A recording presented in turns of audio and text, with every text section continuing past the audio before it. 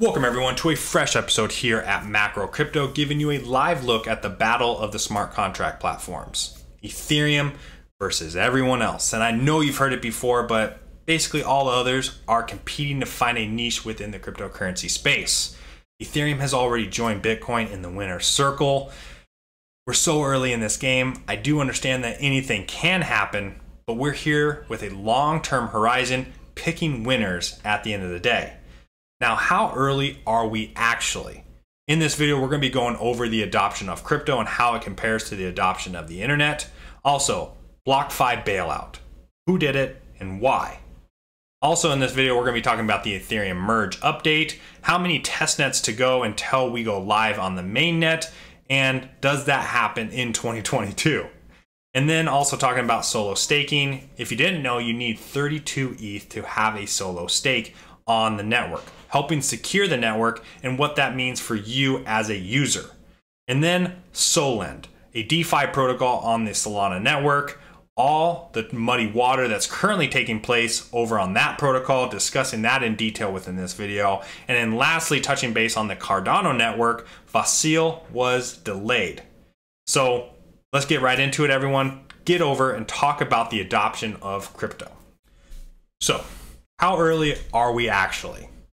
Well, as we try to compare the adoption of crypto with the adoption of the internet, understanding the patience that is required to have a long-term horizon view within this game in the first place is outlined perfectly in this tweet from a Fred Ursham.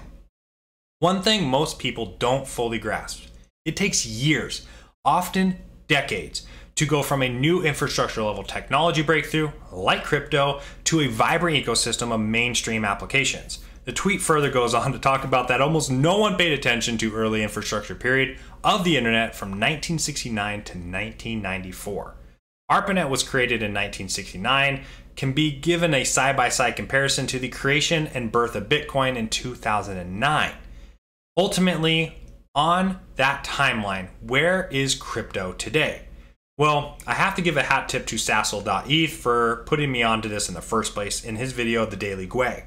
I tend to believe, right along with his mindset, that we're somewhere probably in the early 90s, next to HTML, web browsers, very similar to how dApps and the non-fungible token has really taken off within the space. And which leads you to believe that we haven't seen our 2000, .com bubble yet. Last market, obviously, we didn't have this massive blow-off peak. That could be headed into 2024 and 2025, right around the corner. So this is a prime opportunity to get yourself geared up to take advantage of the market when more adoption comes in, but the tech is not ready for that adoption yet. And ultimately, putting yourselves in a better financial position and allocating into assets that are going to last you a lifetime. So we're truly early in this game right now. Blockchain, crypto goes in cycles because the tech can't meet the adoption at that time. Capitulates down, gears itself ready, and sees what innovation lies within a tech, and that continues that 4-year cycle that we're currently in right now. Now, eventually it's not going to always be 4-year cycles, but that's what the pace is currently. Now, BlockFi does get a $250 million credit facility from FTX to support its platform. Zach Prince tweeted out today, BlockFi signed a term sheet with FTX official to secure a $250 million revolving credit facility, providing us with access to capital that further bolsters our balance sheet and platform strength. There's a chance BlockFi was going to go under, bankrupt, taking all the funds within the space along with it. Now, this is why you got to continue, whether it's Celsius, BlockFi, Terra Luna. Do not trust CeFi, centralized finance entities disguising themselves as decentralized finance. Decentralized finance is truly blockchain, okay? You can see transactions, visibility on the blockchain of those transactions taking place. You can see those contract addresses. You give your money to BlockFi, you don't have any visibility. You don't even know how this $250 million is going to be spent. That is centralized finance. That is no different than the market that we have on the outside world. DeFi is the future. Now, off of that rant and soapbox, The next testnet on Ethereum is the beacon chain went live on Sepolia. God, I know I butchered that name completely. Don't even know how to say it, to be honest with you. Ready for trial merge. Trial merge is anticipated probably by the end of June. And then there's one final testnet. Might take place in July or August before it goes to the mainnet, okay? Now, we're going to be keeping a close eye on this. Of course, at the end of June, if this testnet all goes well with the merge, we got one more testnet and then mainnet some point in 2022, everyone. Now, solo stake your ETH. So in order to receive the maximum rewards, you want to make sure that you're a solo validator for the Ethereum network. You can run a home hardwire and personally add it securely and decentralization of the Ethereum network, remove trust, and never give up control of your keys to your funds. Ultimately, securing the network, being one of those validators, you have to hold 32 ETH. Today, right now, that's $32,000. But with the price of ETH fluctuating so much, it can capitulate down to 500. Ultimately, giving you a possibility, if you dollar cost average, into running your own Ethereum merge. Try to live the dream. If you can get to 32 ETH, ultimately building out a possibility to earn rewards from the proof of stake merge that will take place later this year. I did promise in a previous video we would give you a look at how to do that, and I will do that at some point this year, running our own Ethereum node as well, giving you a look on how to set that up. Some things that are happening out there in the Solana's world. Solend is a DeFi protocol currently right now just in a heap of mess and getting a lot of backlash. What happened was Solend put up a vote whether they could have emergency authorization to take over a whale's wallet within Solend to save the protocol and save others' funds, because if the liquidation occurred, they could have had a cascading effect. And that actually was voted over 90% in a yes manner that they would give authorization. That is not DeFi. That is centralized finance. Okay, what's even crazier is out of that 90-something%, 70% came from like one wallet address just overloading the yes vote, because obviously they don't want to lose their funds. And then they went back and just reverted and said, no, we're actually not going to freeze the wallet's $260 million account after Somi decried the opposite of DeFi, like we were just discussing. And at the end of the day, this whale investor themselves is starting to move their funds around to help not allow a liquidation to take place in the first place.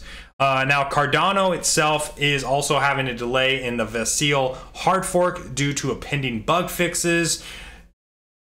Typically, when they do have these hard forks, Cardano does see a price run up, which is currently happening right now. Does this delay kind of postpone that, or kind of allows for the price to continue motivating itself up? Now, this is kind of looking for late July on when the Vasil hard fork will take place. So as we look at the charts and graphs, understanding Ethereum, Cardano, Polkadot, Solana in comparison to Bitcoin, where we currently lie, why it's so important to understand this in regards to Bitcoin and not USD. These markets go in cycles. Bitcoin's domination will continue to rise. Yes, in the past week or so, Bitcoin's dominance has been dropping, but understand with due time, this will change. And we're going to be continuing kind of noting that on a weekly basis. Ethereum versus Bitcoin currently, we anticipate this to continue to drop. Ethereum had a 2-year swing in domination against Bitcoin. Bitcoin's time to dominate the market has already started for the past 6 months. Probably has another 1.5 years to really dominate against Ethereum.